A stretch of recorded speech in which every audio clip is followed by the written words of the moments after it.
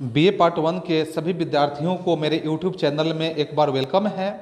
आज हम लोग यहाँ बीए पार्ट 1 के ज्योग्राफी जो सब्सिडी सब्जेक्ट के रूप में है, इस ज्योग्राफी सब्सिडी के लिए हम 15 प्रश्नों को एक सेट के रूप में तैयार किए हैं। 15 प्रश्न का एक सेट है। इस 15 प्रश्न को आप थोड़ा कॉन्सेंट्रेट होकर देखेंगे और इसका जो उत्तर है, इस उत्तर को आप मेरे YouTube चैनल के माध्यम से भी सर्च कर सकते हैं। मेरे YouTube चैनल में इसका उत्तर मिलेगा, या आप अपने नोटबुक की भी सहारा ले सकते हैं। इसके माध्यम से आप इसमें जानकारियां हासिल कर सकते हैं और 15 प्रश्न को आप यदि बेहतर ढंग से समझ लें तो मुझे पूरी तरह से उम्मीद है कि आप सबसे बेहतर अंक हासिल कर सकते हैं और आपके जैसा किसी का नहीं होगा। तो इस तरह से यदि मेरा वीडियो पसंद आता है तो आप मेरे वीडियो को निश्चित सब्सक्राइब और शेयर करने की कोशिश करें। जैसे यहाँ पे सबसे पहला प्रश्न आपके बीच में यहाँ प्रस्तुत किया गया है। इस पहले प्रश्न का अगर हम देखेंगे कि समस्थिति से आप क्या समझते हैं, समस्थिति से आप क्या समझते हैं, इस संदर्भ में एयरी तथा प्रांट के विचारों को लिखें। तो समस्थिति के बारे में आप समझेंगे, समस्थिति के स्थितियों को दर्शावेंगे।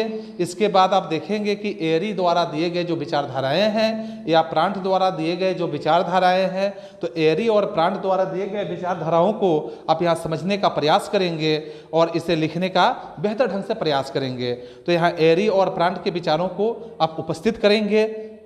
इसी तरह से आपका ये जो पहला प्रश्न हुआ, पहले प्रश्न के बाद आप देखेंगे कि जैसे दूसरा प्रश्न आपके बीच में यहाँ उपस्थित किया गया है। इस दूसरे प्रश्न में आपको मिलेगा, जैसे यहाँ स्क्रीन पे आपको दिख रहा है दूसरा प्रश्न, कि यहाँ बलित पर्वतों की उत्पत्ति किस प्रकार होती है। तो बलित पर्वत के बारे में आप समझेंगे कि बलित पर्वत है क्या, इसके स्थितियों को समझेंगे, बलित पर्वत के बारे में आप लिखेंगे और तब इसके बाद आप देखेंगे कि इसकी उत्पत्ति जो होती है या बलित पर्वत की उत्पत्ति किस प्रकार से होती है।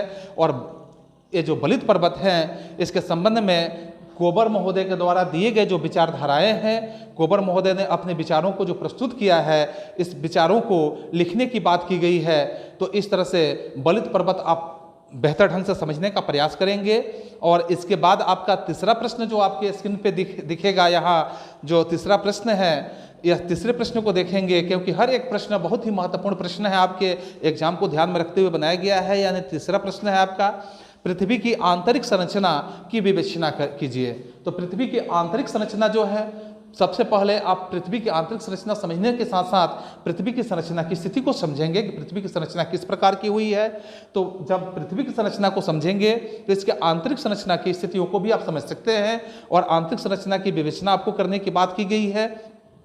तो इसकी आंतरिक संरचना किस प्रकार से हुई है, इसको विवेचित करना है, इसका उल्लेख करना है, प्रस्तुत करना है। ऐसे करके आपके कई तरह के प्रश्न हो सकते हैं जो सभी का एक ही उद्देश्य होगा। फिर आपके चौथे प्रश्न यहाँ सामने जो दिख रहा है, कि जो चौथे प्रश्न आप वोल्केनो के बारे में समझ रहे हैं कि वोल्केनो क्या होता है। तो वोल्केनो यानी कि ज्वालामुखी क्रिया से संबंधित जो भू आकृतियाँ हैं, जो भूमि की आकृति बनी हुई है, इसका उदाहरण सहित वर्णन करना है। तो ज्वालामुखी आप देख रहे हैं कि ज्वालामुखी जो होता है मुख्य रूप से 3 प्रकार के ज्वालामुखी होते हैं और 3 प्रकार के ज्वालामुखी में सक्रिय ज्वालामुखी, सुषुप्त ज्वालामुखी और मृत ज्वालामुखी के रूप में जाने जाते हैं। इससे संबंधित जो भू आकृतियां हैं, यानी कि भूमि की संबंधित आकृतियां, इसको उदाहरण के सहित आपको दर्शाने की बात की गई है। आप मेरे YouTube चैनल के माध्यम से ये ज्योग्राफी का जो वीडियो है उसको आप देख के इसको हल कर सकते हैं या नोटबुक की सहायता ले सकते हैं। फिर आपके 5वें जो प्रश्न है आपके स्क्रीन पे जो दिख रहा है 5वां प्रश्न, इस 5वें प्रश्न में देखेंगे कि डायग्राम की सहायता से सामान्य अपर्दन चक्र की संकल्पना की व्याख्या करते हुए स्पष्ट करें। तो इसमें डायग्राम की सहायता आप कैसे लेंगे, डायग्राम की सहायता किस तरह से आप करेंगे। इस डायग्राम की सहायता से आप सामान्य जो अपर्दन चक्र है, इस सामान्य अपर्दन चक्र के बारे में आपको इसकी संकल्पना की व्याख्या करना है, इसकी संकल्पना को स्पष्ट करना है और इस संकल्पना को स्पष्ट करते हुए आपको यहाँ विवरण प्रस्तुत करना है। तो इस तरह से आपका ये 5वां प्रश्न कंप्लीट होता है। फिर इसके बाद आपके यहाँ आपके लिए छठे प्रश्न जो महत्वपूर्ण प्रश्न, छठा भी प्रश्न महत्वपूर्ण है।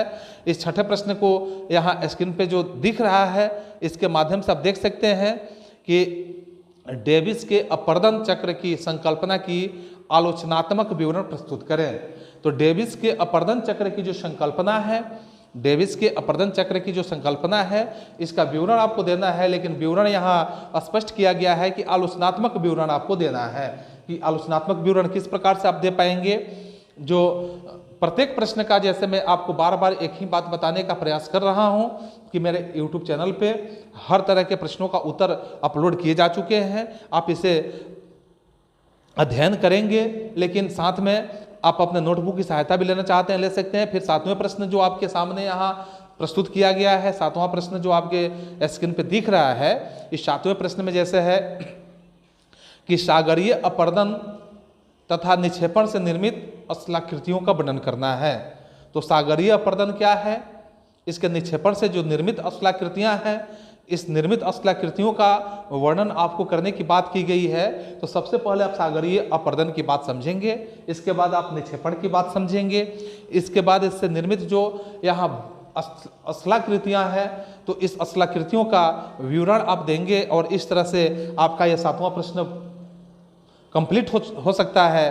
तो इसके बाद आप देखेंगे कि 8वें प्रश्न जो आपके स्क्रीन पे यहाँ दिख रहा है, 8वां प्रश्न, 8वें प्रश्न में आप पाएंगे कि समुद्र में पाए जाने वाले, यहाँ जो लिखा गया है स्क्रीन पे जो दिख रहा है कि समुद्र में पाए जाने वाले निक्षेपों का वर्णन करें। समुद्र में पाए जाने वाले निक्षेपों का वर्णन करें। तो समुद्र में जो निक्षेप पाए जाते हैं, इस निक्षेपों का वर्णन करना है। इस समुद्र में कौन कौन से निक्षेप पाए जाते हैं, किस तरह के समुद्री स्थितियां होती है, इसका विवरण आप प्रस्तुत करेंगे और इसके निक्षेपों का वर्णन करेंगे। जैसे कि मैं यहाँ आपको फिर से एक बार बता देना चाहता हूँ कि आपके लिए जो 15 प्रश्नों का सेट तैयार किया गया है, 15 प्रश्न, क्योंकि आपके 5 ही प्रश्न एग्जाम में पूछे जाते हैं और उसके अथवा में 5 और होते हैं, तो 10 प्रश्न होते हैं और 10 प्रश्नों में से 5 आपको लिखने होते हैं। और मुझे उम्मीद है कि 15 में से यह आपके 5 प्रश्न निश्चित आने वाले हैं।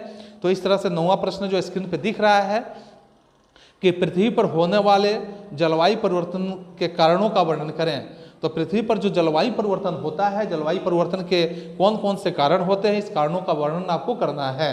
कि आप क्लाइमेट की बात समझ रहे हैं कि पृथ्वी पे क्लाइमेट जो परिवर्तित होता है यह किस मंडल में होता है, यानी कि जो आपका मंडल होता है, इस मंडल के हिसाब से आप समझ सकते हैं कि किस मंडल में जलवायु का परिवर्तन होता है और इस जलवायु परिवर्तन के कारण कौन कौन से हो सकते हैं, इस कारणों की व्याख्या आपको करना है। तो इस तरह आपका ये 9वां प्रश्न कंप्लीट होता है। फिर आपका 10वां प्रश्न जो है, 10वां प्रश्न में आप देख रहे हैं यहाँ जो स्क्रीन पे टाइप किया हुआ है कि 10वें प्रश्न में आपका वर्णन है कि व्यापारिक अन्न उत्पादक कृषि प्रदेशों की विशेषताओं की विवेचना करें। तो व्यापारिक अन्न उत्पादक जो कृषि प्रदेश हैं, यानी कि जो व्यापारिक संबंध में, जो व्यावसायिक संबंध में अन्न का उत्पादन करते हैं, और वैसे प्रदेश जो कृषि प्रदेश है जहां व्यापारिक अन्न का उत्पादन ज़्यादा किया जाता है, ज़्यादा मात्रा में किया जाता है, वैसे प्रदेशों की विशेषताओं की विवेचना आपको करने की बात की गई है। यह भी प्रश्न आपको मेरे चैनल पे निश्चित रूप से मिलेगा, आप वहां सर्च कर सकते हैं, देख सकते हैं। और इसके साथ 11 नंबर प्रश्न जो आपके स्क्रीन पे दिख रहा है, इस 11 नंबर प्रश्न पे देखेंगे कि जैसे यहाँ यह वर्णन किया गया है कि विश्व के सूती वस्त्र उद्योगों का वर्णन करें। तो विश्व के सूती वस्त्र उद्योग जो है, यह विश्व में कैसे सूती वस्त्र जो है विश्व अर्थव्यवस्था को प्रभावित करता है, कैसे विश्व अर्थव्यवस्था को अपने परिपूर्णता में बांधने का काम करता है। तो यह विश्व के सूती वस्त्र उद्योगों का वर्णन आपको करना है, यह दर्शाना है कि विश्व में सूती वस्त्र उद्योग किस प्रकार से विकसित हुए हैं, कैसे कैसे कंपनियां लगी हुई हैं, कैसे कैसे सूती वस्त्र का संचालन होता है। तो यह आपका 11 नंबर प्रश्न यहाँ कंप्लीट होता है। इसके बाद आपका तुरंत जैसे आप देखेंगे स्क्रीन पे यहाँ कि 12 नंबर प्रश्न आपको दिख रहा है। इस 12 नंबर प्रश्न में आप पाएंगे यहाँ कि जैसे उत्तरी अटलांटिक जलमार्ग का वर्णन करना है। उत्तरी अटलांटिक जलमार्ग, तो उत्तरी अटलांटिक जलमार्ग जो है यहाँ आपको यह दिखाना है इसमें कि उस जलमार्ग में कैसे कैसे उस मार्ग के माध्यम से व्यावसायिक कार्य किए जाते हैं, कैसे कैसे वहाँ यात्री कार्य किए जाते हैं, कौन कौन से वहाँ पे महत्वपूर्ण कार्य किए जाते हैं, इस जलमार्ग के माध्यम से आपको वर्णन करना है, आपको दर्शाना है। तो यह आपका 12 नंबर प्रश्न भी महत्वपूर्ण है। इसके बाद इसमें का हर एक प्रश्न अति महत्वपूर्ण है। इसमें से कोई भी प्रश्न आपका हो सकता है, लेकिन आपके जो 5 प्रश्न होंगे इसी में से होंगे, यह निश्चित ही हम कह सकते हैं। उसी तरह से आपके 13 नंबर प्रश्न जो स्क्रीन पे दिख रहा है कि 13 नंबर प्रश्न जो है यहाँ कि विश्व के लौह इस्पात उद्योग के विशेषताओं का वर्णन करें। तो विश्व के लौह इस्पात उद्योग जो है, इस लौह इस्पात उद्योग के विशेषता कौन कौन से हैं, इस विशेषताओं का विवरण देना है, इस विशेषताओं का वर्णन करना है। जो लोहा का उद्योग जो है, लौह उद्योग, इसके कौन कौन सी विशेषताएं हैं, लौह क्यों जरूरी है, किस किस काम के लिए जरूरी है, क्योंकि आप जानते हैं कि लोहा के बिना संसार का अर्थव्यवस्था ही नहीं चल पाएगा। इसलिए लौह इस्पात उद्योग जो है यह विश्व की अर्थव्यवस्था को प्रभावित करने में महत्वपूर्ण भूमिका निभा सकता है, इसलिए इसकी विशेषताओं को लिखना है। पुनः आपका स्क्रीन पे अगला प्रश्न यानी कि 14 प्रश्न जो दिख रहा है, यह 14 प्रश्न भी बहुत ही महत्वपूर्ण प्रश्न आपको दिख रहा है कि विश्व के चीनी उत्पादक उद्योग के विकास तथा विशेषताओं का वर्णन करें। तो विश्व में जो चीनी उत्पादक उद्योग है, इस चीनी उत्पादक उद्योग के विकास तथा इसकी विशेषताएं कौन कौन सी है। तो विश्व में चीनी का उत्पादन किस किस देशों में सबसे ज़्यादा होता है, और इसका उत्पादन होने के साथ साथ यह उद्योग जो है, उद्योग का विकास कैसे हुआ, इस उद्योग की विशेषताएं कौन कौन सी है, इस विशेषताओं का वर्णन करना है आपको। और यह भी बहुत ही महत्वपूर्ण प्रश्न है। और इसके बाद आपका जो अंतिम प्रश्न मिलेगा, इस 14 प्रश्न के बाद जो अंतिम प्रश्न मिलेगा, इस अंतिम प्रश्न में जो आपका 15 नंबर प्रश्न होगा, आप इसमें पाएंगे जो आपके स्क्रीन पे यहाँ दिख रहा है, क्योंकि यह भी बहुत ही महत्वपूर्ण प्रश्न है। यहाँ 3 प्रश्न जो अंत का आपको दिख रहा है, तीनों ही बहुत महत्वपूर्ण है। जैसे 15 आपका अंतिम प्रश्न है कि कोयले के विभिन्न प्रकारों, उत्पादनों तथा विश्व में कोयले के विभिन्न खदानों की विवेचना करें। तो कोयले के विभिन्न प्रकार कौन कौन से हैं, कोयले कितने प्रकार के होते हैं, इस प्रकारों को आप समझेंगे। इसके बाद इसका उत्पादन कहाँ कहाँ होता है, इस उत्पादन करने वाली स्थितियों को लिखेंगे। तथा विश्व के में कोयले का विभिन्न जो खदान है, इस खदानों के बारे में आपकी विवेचना आपको करने की बात की गई है कि इसकी विवेचना करना है। और इस तरह से यह 15 प्रश्न सभी महत्वपूर्ण प्रश्न है। यह वीडियो आपको पसंद आता है तो आप सभी को इस वीडियो को देखने के लिए एक बार पुनः धन्यवाद। Thank you.